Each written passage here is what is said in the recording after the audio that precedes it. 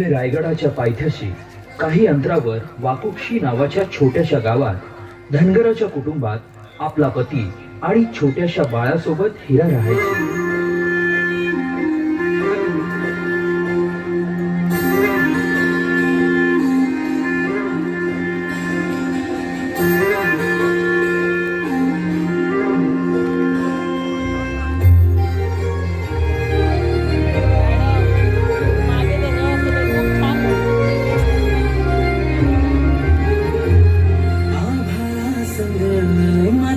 नांदन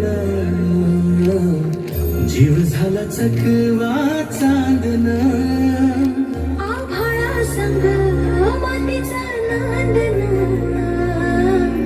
जीव झाला चकवा चांदन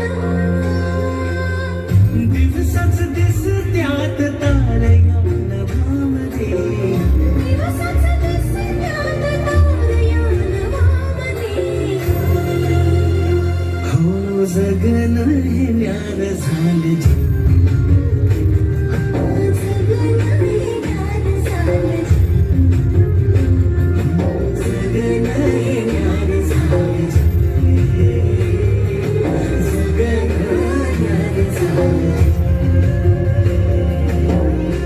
नेहमीप्रमाणे एके दिवशी हिरानं गोठ्यातून जनावरांचं दूध काढलं आणि आपल्या तान्ह्या बाळाला खेळवून पुन्हा त्याला घरी सोडून ती रायगडावर निघाली.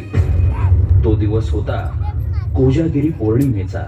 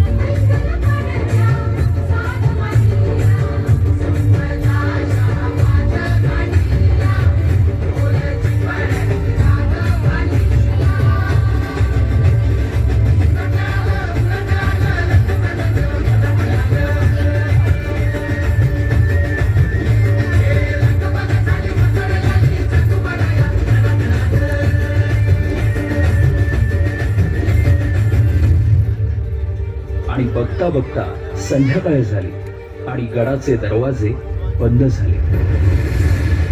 माझं बाळ एकला ठरलं हे बदल पसंती तुमच्यामुळे मला जाऊ दे.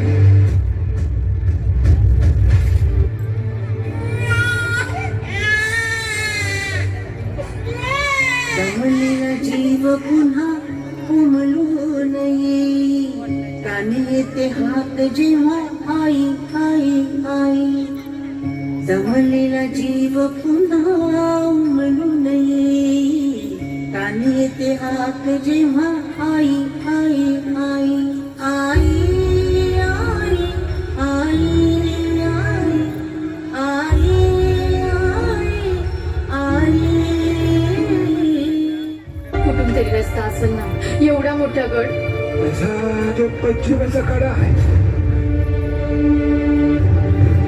तिथं ना तटबंदी ना भोज कडा असा भडकतो सगळा तिथून फकस्त वारावर येतो आणि पाणी खाली नांगतो.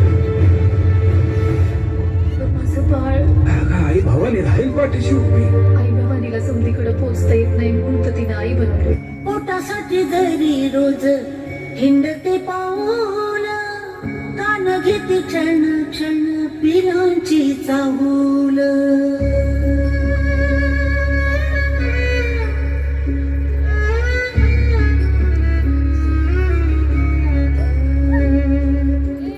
पोटासाठी दरी रोज हिंडते पाऊल कान घेते क्षण क्षण पिरांची चाहूल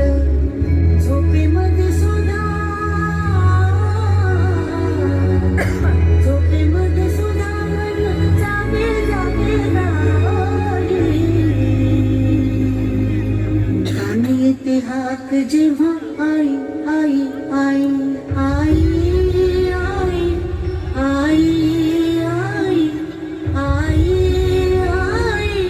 आई आई राज आज्ञेमुळं दरवाजा उघडणं शक्य नसल्यानं तिचं म्हणणं कुणीच ऐकेना. आता हिराच्या डोळ्यासमोर येत होतं ते म्हणजे तिचं घरी एकटं असलेलं तान्हं बाळ. त्याच्या आठवणीनं व्याकुळ झालेल्या हिरानं किल्ल्याच्या कडावरून खाली उतरण्याचा निर्णय घेतला.